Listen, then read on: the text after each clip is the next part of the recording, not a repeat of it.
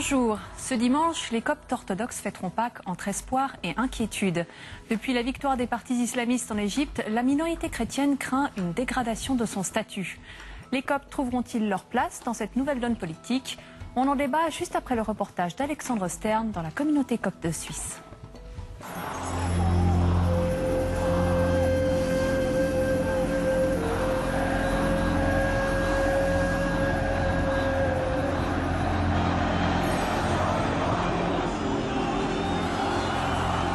Pour moi, la chute de Moubarak, c'est le prix à payer pour ce qu'il a fait aux Coptes, en particulier, aux Égyptiens, en général. C'était avec beaucoup de joie, beaucoup d'espoir. On a pensé vraiment qu'il y aura un changement en Égypte. J'avais effectivement un espoir, un grand espoir. Et pourquoi? Parce qu'on a vu dans les manifestations, à la place Tahrir, les Coptes et les musulmans ensemble, qui ne prononcent pas le mot chrétien ou le mot musulman, mais prononcent uniquement, ils revendiquent la liberté, la justice, de vivre honnêtement et avec toute dignité. Patrick Henny a travaillé plusieurs années au Caire. Licencié en sciences politiques, il revient d'un séjour en Égypte. Tout le monde était sur la place Tahrir. Les Coptes étaient sur la place Tahrir, les salafistes étaient sur la place Tahrir, les frères musulmans étaient sur la place Tahrir. Je pense que les chrétiens d'Orient et d'Égypte en particulier, avec le printemps arabe, ont une chance historique, c'est de sortir du paradigme de la protection des minorités, qui était un paradigme historique dans lequel ils tentaient de se protéger ou de défendre leurs intérêts, et d'entrer dans une nouvelle vision qui est celle de dire la protection des minorités se fera dans le cadre d'une adhésion pleine et entière à une guide de citoyenneté.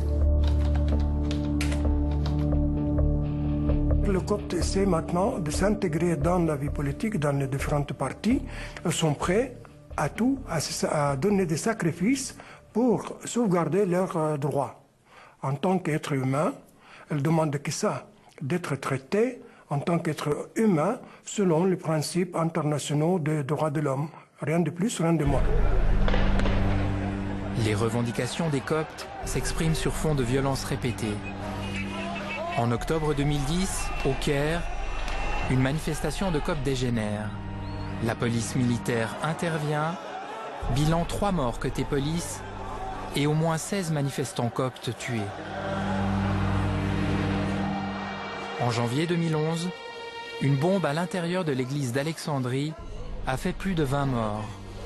Pour les Coptes, un souvenir encore douloureux. L'attentat d'Alexandrie était pour moi un choc. C'était le point culminant des agressions contre les Coptes. On a habitué à ce qu'on appelle le vendredi noir.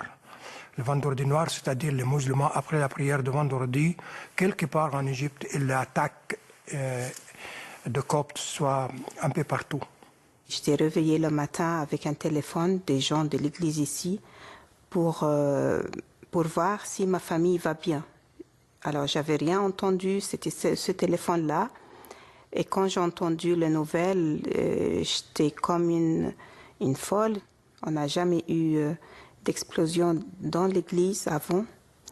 On a eu quelques attentats à l'extérieur, mais celle-ci était horrible. C'était insupportable, je crois, pour tous les chrétiens et même pour les musulmans aussi.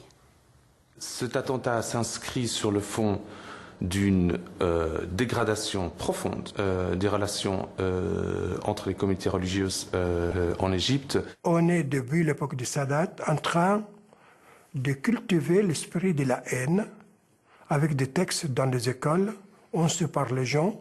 On dit aux élèves musulmans de ne pas s'adresser la parole aux élèves chrétiens. Et aux universités, c'est la même chose. Il y a un vrai problème de Coptes, il y a un problème de vivre ensemble. Et quand on parle de tension communautaire, il y a une dissymétrie. Il n'y a pas deux acteurs égaux qui sont en génération de conflit. Il y a un dominant et un dominé. Les Coptes font partie des dominés. Les frères musulmans sont sur une ligne nationaliste claire qui fait que la question du rapport aux chrétiens se vit de manière beaucoup plus apaisée que chez les salafistes. Le discours des salafistes est un discours très sectaire, un discours d'exclusion de toutes les formes de représentation et de discours et d'acteurs et de catégories de population qui ne sont pas dans la norme que voudraient les salafistes. Et la montée de ce courant-là, clairement, pose un problème pour les chrétiens en Égypte aujourd'hui. Les frères musulmans ont une stratégie à long terme, à longue haleine, pour arriver à leur but final, à savoir donc conquérir l'Égypte, les islamiser à 100%, mais lentement, au-delà évidemment de diriger le monde. Les salafistes sont plus pressés, n'ont pas vraiment longue haleine pour aller doucement. Ils veulent tout de suite appliquer, tout de suite islamiser. Et c'est ça la différence. Mais le but, c'est le même. Les députés de la nouvelle Assemblée du peuple viennent d'être élus. Les libéraux sont les grands perdants du scrutin. Les votations ont permis aux frères musulmans de rafler plus d'un tiers des sièges de députés. S'ils s'allient aux salafistes et aux groupuscules islamistes, ils auront la majorité au sein de cette toute nouvelle Assemblée. On est en train d'assister à une espèce de dialogue original entre les frères qui maintenant sont en place dans le Parlement et une société égyptienne toujours en pleine ébullition qui continue à mettre la pression avec toute une série de demandes. Et les Coptes ont une place à prendre là-dedans.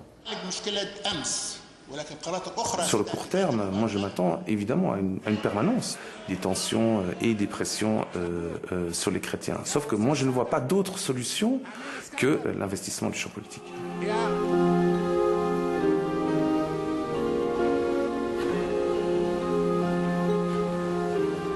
La prière nous donne la force à résister. Et pas accepter, mais à résister à la tentation de rendre le mal par le mal. C'est la différence. La foi m'aide beaucoup.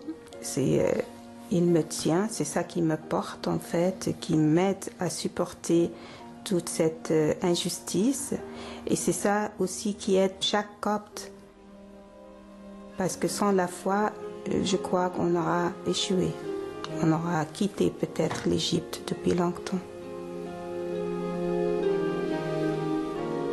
L'avenir est incertain parce que si le Parlement décide, puisque la majorité entre les mains des islamistes, salafistes, des frères musulmans et d'autres, d'appliquer la loi islamique à la règle, ce sera vraiment le grand exil pour le Copte vers l'étranger. Et en même temps, puisque l'Égypte quand même a un poids au Moyen-Orient, au Proche-Orient, c'est aussi l'avenir incertain pour le christianisme au Proche-Orient.